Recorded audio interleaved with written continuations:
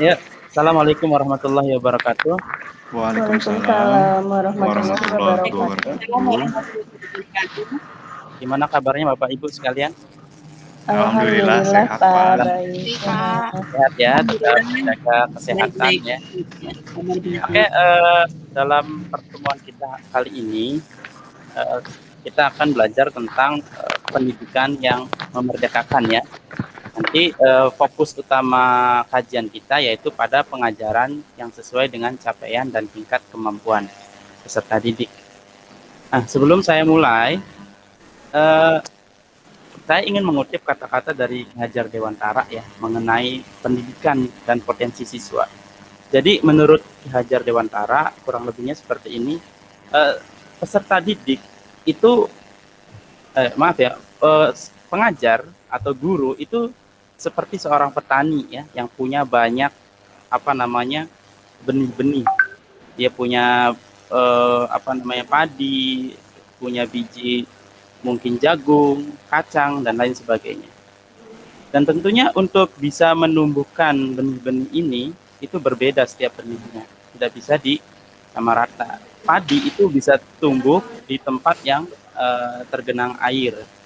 Sedangkan kalau jagung atau kacang, kalau dia ditanam di tanah yang tergenang air, justru malah nantinya busuk.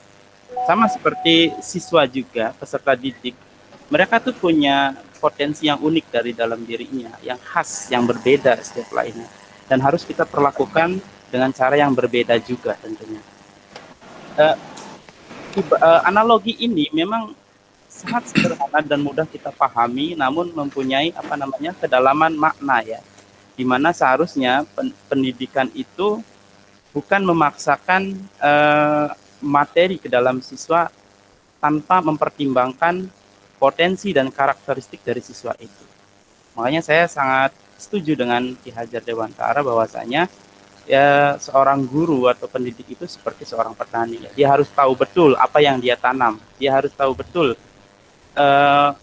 apa yang harus diperlakukan pada setiap benih yang berbeda. Nah, begitu kira-kira untuk awalannya. Saya punya pertanyaan nih untuk Bapak Ibu sekalian. Nih, pertanyaannya seperti ini. Pernahkah peserta didik Anda mengalami kesulitan saat mengerjakan tugas yang harusnya sudah dikuasai olehnya? Ada yang pernah nggak? Coba. Iya, kadang-kadang pernah, Pak. Contohnya seperti apa, Bu? Mungkin bisa di-share pengalamannya Ya, di sini. seperti ketika sudah kan gitu. Kadang-kadang mereka mungkin karena tidak apa namanya connect gitu tuh dalam memperhatikan materi yang disampaikan, jadinya mereka harusnya sudah menguasai, jadinya belum menguasai deh gitu. Oke. Memang banyak faktor ya Bu, salah satunya yang seperti Ibu bilang tadi ya, kita udah sampaikan tapi kok anak nggak nangkep ya, itu banyak faktor yang mempengaruhi apa namanya daya tangkap setiap siswa itu. Namun umumnya ya adalah yang berhubungan dengan apa yang namanya tingkat capaian atau kemampuan dari peserta didik itu. Saya kasih gambaran, mungkin Bapak Ibu juga pernah mengalami atau apa namanya punya pengalaman yang berhubungan dengan peserta didik. Dia sudah di tingkat SMA, hanya saja kemampuan matematikanya, bahwa pelajaran matematika ya, kemampuan matematikanya itu ternyata masih jauh dari apa namanya kompetensi yang seharusnya sudah dicapai di fase SMA itu. Saya pernah menemukan bahkan untuk apa namanya perkalian sederhana aja itu mereka belum bisa, itu padahal tingkat SMA. Nah itu apa namanya gambaran-gambaran ternyata kita masih banyak menemukan hal tersebut ya. Sebabnya yaitu adalah karena anak itu belum mencapai atau belum sampai pada tingkat capaian dan atau kemampuannya itu. Ya, memang ini berhubungan dengan bagaimana dulu dia belajar. Mungkin dia pas belajar memang kurang suka dengan pelajarannya, atau memang kurang suka dengan gurunya, atau mungkin bukan passionnya. Jadi banyak hal yang harus kita gali ketika mengajar itu ya. Nah, lalu pendidikan yang memerdekakan itu seperti apa sih? Jadi gambarannya seperti ini.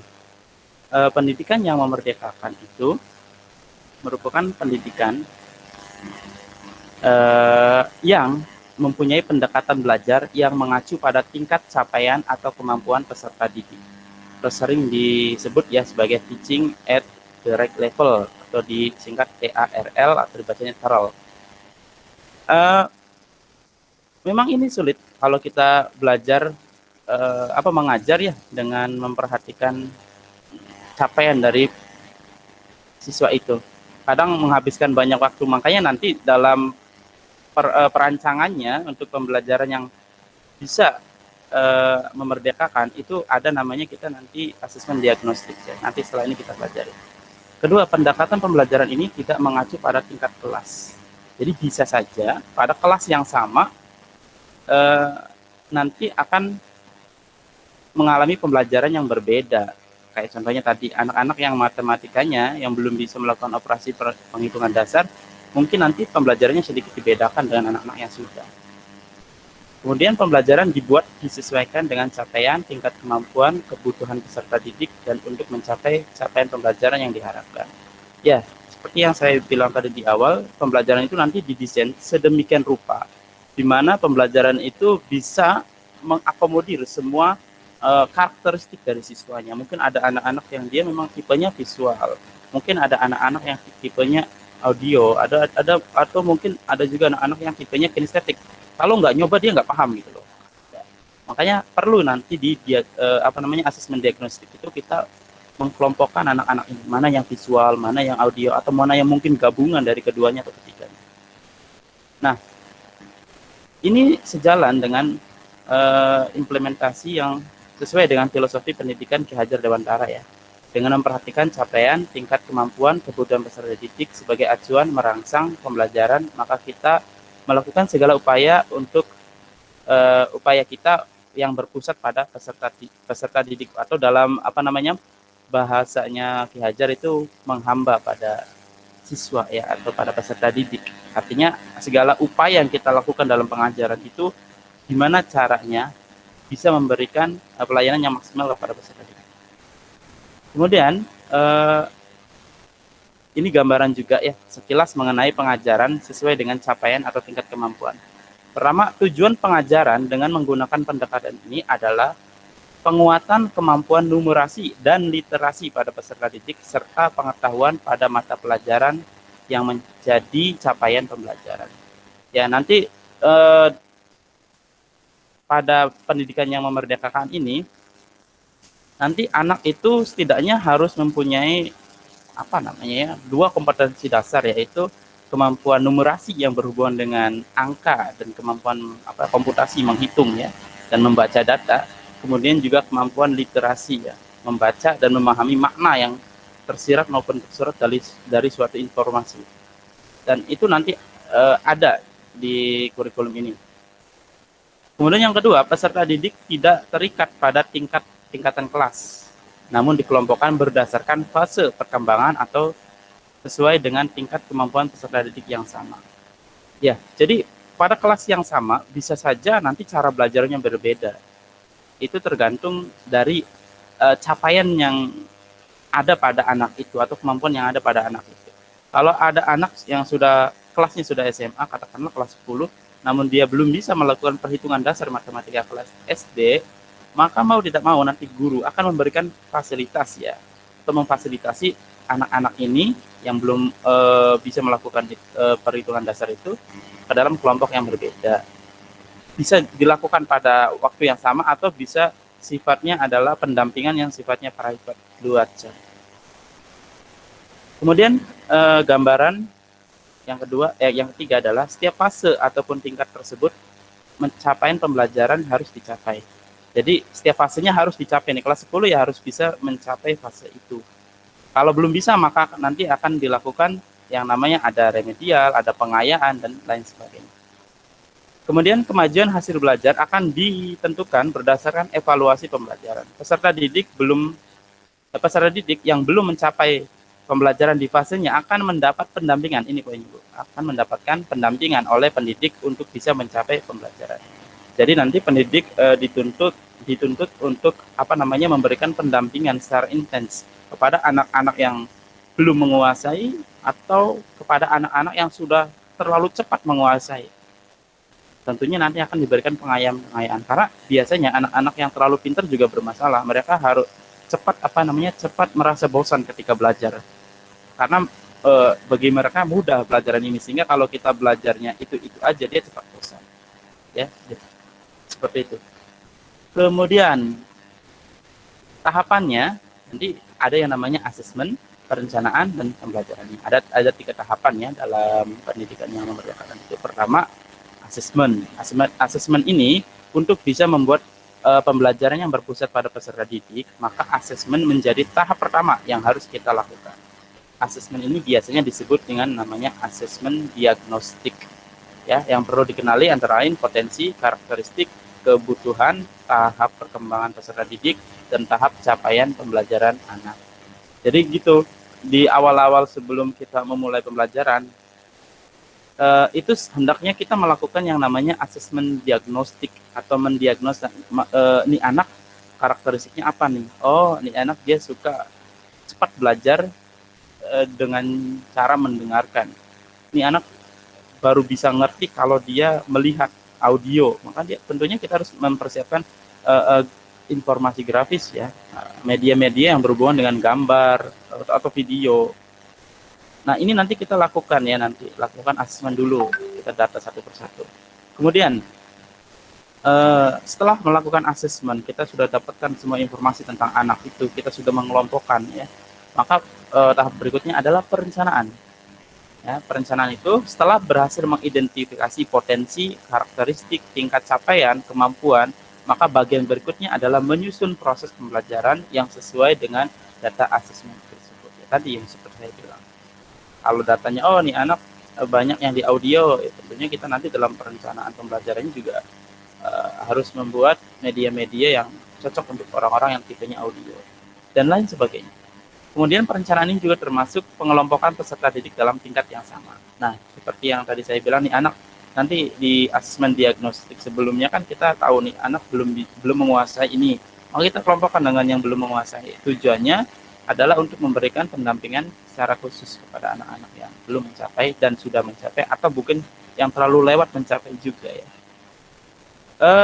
Tahap berikutnya yaitu dengan ini perencanaan juga dengan penyusunan pembelajaran yang sesuai dengan capaian ataupun tingkat kemampuan peserta didik, maka kita mendapatkan peserta didik sebagai pusat utama pembelajaran sesuai dengan filosofi Ki Hajar Dewan Didik ya.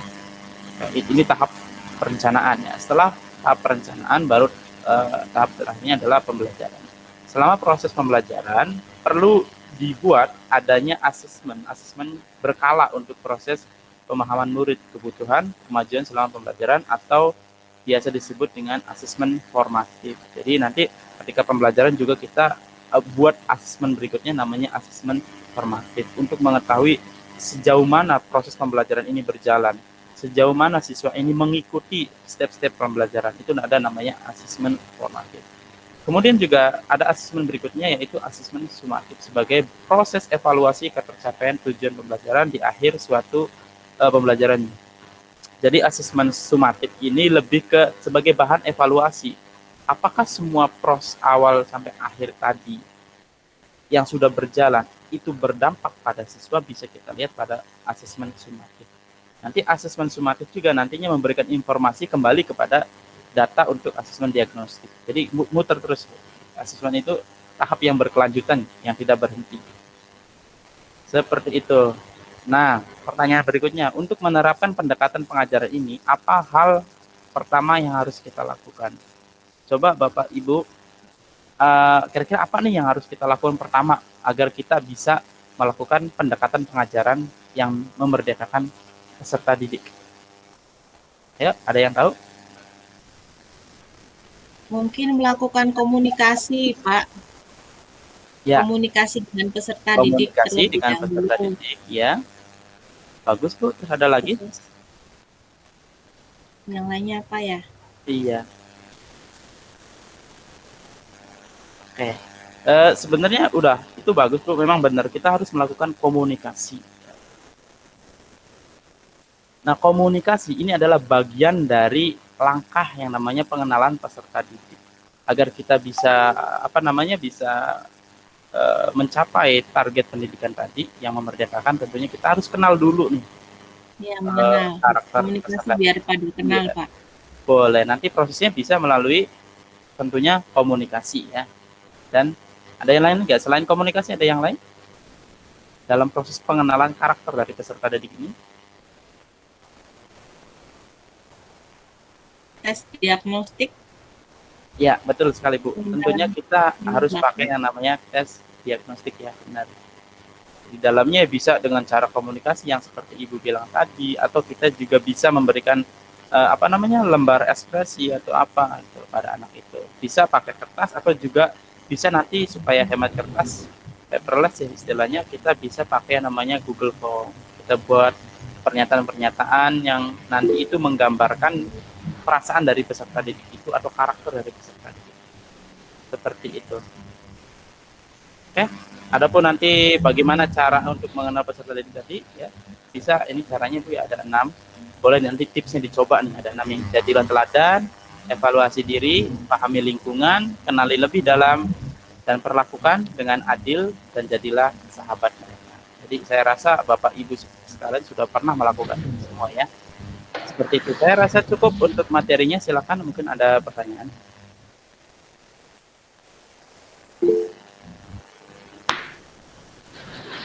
Silakan Pak. Saya barangkali Pak. Oh iya, silakan Pak Saiful. Iya, saya juga kadang ini ya Pak. Juwita, Pak, tadi bertanya, Pak. Oh iya Bu Juwita, silakan. Saya Baca dulu. batasi 2 orang aja ya. Silakan Pak Saiful, habis itu Bu Juwita. Mangga. Saya dulu tak Pak? Boleh Pak Saiful? Boleh. Ini pertanyaan saya ini Pak, barangkali saya masih mengalami kesulitan Pak apabila itu dilaksanakan pembelajaran memerdekakan ya. Artinya dengan melihat satu persatu anak dengan keragamannya dan pencapaian kompetensinya. Maksudnya ini mungkin barangkali apakah benar nanti saya harus ekstra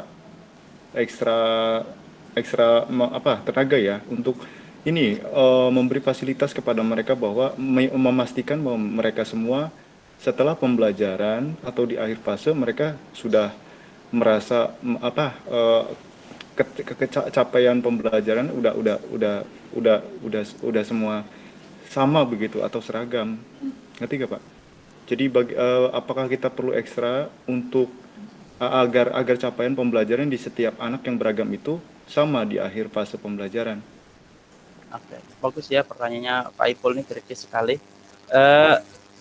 Jadi apakah kita harus sebagai pendidik ini bekerja dengan ekstra ya supaya capaian pembelajarannya setiap anak ini sama gitu? Betul Pak. Oke. Mungkin dari teman-teman atau peserta ada yang bisa menjawab sebelum, boleh nanti kita diskusikan ya. Jadi bisa jadi jawaban saya juga kurang tepat nantinya. Mungkin dari teman-teman ada yang bisa menambahkan dengan lebih menjelaskan dengan lebih enak ya. Ada? Silakan teman-teman, saya silakan. Bu Nur Pak. Oh, Ibu Nur, silakan. Cuma mau memberi masukan barangkali Pak. Memang tugas guru itu kan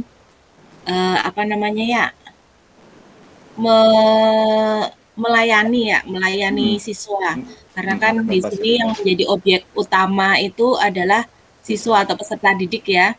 Jadi memang kita sebagai guru memang harus ekstra memberikan pelayanannya apa yang dibutuhkan oleh siswa itu dalam mengembangkan potensinya. Mungkin kurang lebih seperti itu kalau menurut pendapat saya. Barangkali ada pendapat yang lainnya, Pak. Oke. Ya, bagus ya. Emang sebagai pendidik itu profesi yang menurut saya makanya dibilang pendidik itu pahlawan juga kan, pahlawan. Karena memang selain kita mengorbankan waktu, selain kita mengorbankan pikiran kita, kadang-kadang kita juga perlu mengorbankan waktu, Bapak Ibu. Ya, banyak ya. Banyak waktu yang harus ekstra ya kita keluarkan untuk bisa memberikan pelayanan semaksimal mungkin kepada peserta didik ini, sehingga timbul rasa kenyamanan, percaya diri, dan akhirnya keterbukaan dari peserta didik ini karena merasa nyaman dengan gurunya. Nah, kalau kitanya kurang maksimal, nanti saya rasa peserta didik sekarang tuh mereka sudah cerdas-cerdas ya. Kadang saya sering dapat curhatan dari anak-anak, Pak nggak mau sama guru itu mah malas apa. Kadang anak tuh bisa menilai sendiri gitu. Makanya bekerja dengan maksimal dalam mendidik adalah suatu keharusan yang memang harus kita lakukan. Makanya disebut sebagai profesi yang mulia. Seperti itu. Gimana Pak Saiful? Ya Pak, barangkali ya itulah kuncinya, berarti kita memang harus ekstra Pak ya, karena ini siswa yang beragam itu kita harus bisa mengelola mereka sampai akhirnya mereka mendapatkan capaian pembelajaran di akhir fase yang sama. Ya, seperti itu Pak Saiful. Iya. Makasih Pak, itu barangkali dari saya. Ya. Mangga. Sama-sama Pak Saiful. Oke, tadi siapa lagi? Bu Juwita ya? Iya Pak, Silakan Bu. saya mau tanya Pak, yang mengenai asesmen yang tadi yang diagnostik itu, itu kan dilaksanakan harus sebelum pembelajaran ya Pak? Oh iya. Sementara kan pembelajaran di sekolah itu hanya terbatas waktu gitu ya, belum untuk materi yang sebegitu banyak. Nah, yang saya tanyakan itu, tepatnya itu harusnya kapan gitu Pak dilaksanakannya, supaya pendidikan yang memerdekakan yang tadi Bapak paparkan itu bisa tercapai gitu. Iya, pertanyaan bagus ya. Ini sangat kritis, bahkan lebih kritis dari Pak Ebol tadi pertanyaannya. Pertama saya balik dulu kepada teman-teman, mungkin ada yang bisa memberikan masukan ya. Ini pertanyaan bagus banget. Apakah dilakukan di awal, sedangkan kita ada keterbatasan waktu ya dalam dunia pendidikan? Apakah harus di awal atau boleh di tengah-tengah atau mungkin di akhir? Kira-kira itu ya pertanyaan. Ya, asesmen. Ada, silakan mungkin. Dari saya, menurut saya boleh dulu, mangga. Okay, kalau menurut saya kayaknya kalau untuk asesmen diagnostik bagusnya sih emang di awal semester ya Pak ya, maksudnya di awal tahun. Jadi kalau di tengah-tengah takutnya kan kalau kita nih misalnya dari awal tahun tidak melakukan asesmen tersebut, lalu pas di tengah-tengah ternyata ada anak yang tidak bisa mengejar temannya gitu. Itu kan akhirnya kita keteteran juga. Jadi lebih baik kita riweuh, misalnya kalau Sundanya riweuh di awal, tapi ketika kesananya kita lancar gitu. Jadi kita tinggal membagi-bagi ini mana nih anak yang harus ada bantuan guru sebelumnya mungkin, atau kita harus memberikan tambahan pelajaran atau seperti apa gitu. Jadi kayaknya memang lebih cocoknya itu di awal tahun. Jadi pas awal-awal masuk ke kelas, 1 hari full mungkin atau mungkin beberapa hari kita melakukan asesmen ini sampai benar-benar selesai, baru kita mulai fokus ke pembelajaran. Mungkin seperti itu sih kalau kata saya. Gitu, daripada kita di tengah-tengah riweuh gitu, mending lebih baik di awal. Mungkin seperti itu Pak. Mungkin ada ya masukan yang lain, mungkin dari yang rekan-rekan lainnya. Saya boleh barangkali Pak. Mangga. Kalau dari saya setuju sama Bu Desti, sebenarnya kita bisa difokuskan ke awal dulu untuk berbagai macam pertanyaan, baik itu kan banyak pertanyaan ya, baik kompetensi maupun karakter, apa yang dia rasakan dalam pembelajaran sebelumnya maupun apa harapan mereka ke depan, begitu kan intinya. Tapi untuk bisa sih kalau kompetensi kita untuk di awal semuanya kita bisa gambarkan dulu. Jadi peserta didik ini keberagamannya kita udah paham, lalu kemudian kita bikin tabulasi perbedaan mereka. Nah nanti kita habis itu kan bisa mendapatkan kesimpulan bahwa nanti treatment terhadap beberapa anak ini seperti ini, anak ini seperti ini, anak ini seperti ini. Tapi tidak menuntut kemungkinan di tengah perjalanan Pak. Misalkan pada saat salah satu materi pelajaran telah tercapai, begitu kan ya, untuk melanjutkan ke materi pelajaran kedua, kita juga bisa menggunakan tes diagnostik lagi Pak. Apakah sebagai refleksi mata pelajaran yang awal, sekaligus keberlanjutan atau keterkaitannya gitu dengan materi yang selanjutnya, boleh dengan cara take home.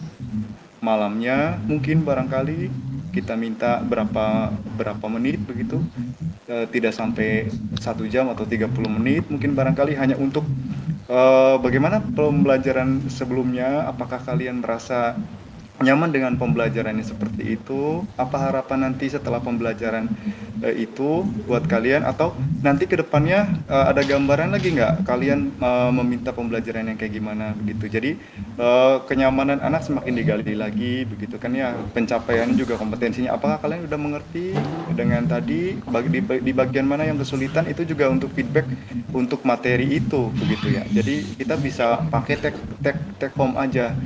Jadi kita lewat Google Form atau bagaimana gitu bisa sebelum memulai pembelajaran di siang atau di pagi harinya gitu. Barangkali itu mungkin barangkali Pak. Oke, seperti itu ya Bu. Memang makanya asesmen itu sendiri adalah bagian dari pembelajaran itu yang memang nggak bisa kita pisah. Jadi asesmen sendiri, walaupun kita ada istilahnya asesmen diagnostik, ada formatif, ada sumatif. Asesmen diagnostik itu memang dilakukan di awal. Ya. Kemudian ketika proses itu berjalan, maka ada yang namanya asesmen formatif. Asesmen formatif itu ya untuk mengetahui bagaimana ketercapaian, perkembangan peserta didik itu bisa dilakukan di asesmen formatif itu. Tesnya nggak harus asesmen itu bentuk tesnya nggak harus nggak harus dalam bentuk hitung-hitungan atau soal-soal, ya bisa melalui pertanyaan-pertanyaan yang sifatnya reflektif seperti yang Pak Ipul bilang tadi. Nah kemudian asesmen sumatif juga adalah untuk mengetahui apakah semuanya sudah berjalan atau sudah tercapai dari awal sampai akhir, itu adanya di asesmen sumatif. Dan hasil dari asesmen sumatif ini nantinya juga bisa menjadi bahan untuk asesmen diagnostik di awal di tahun berikutnya. Jadi semuanya adalah bagian dari pembelajaran yang tidak bisa kita pisahkan satu sama lain. Begitu ya Pak, Bu, saya rasa cukup ya untuk pertemuan kita. Oke, jadi kesimpulannya adalah untuk menjadi seorang pendidik, kita guru itu memang membutuhkan usaha yang ekstra ya dalam memberikan pelayanan terbaik untuk kita didik. Dimana kita harus mengorbankan mungkin waktu kita, waktu dengan keluarga, pikiran dan tenaga. Oke, semangat kepada Bapak Ibu sekalian. Semoga bermanfaat apa yang kita bahas hari ini. Saya akhiri. Assalamualaikum warahmatullahi wabarakatuh. Waalaikumsalam warahmatullahi wabarakatuh.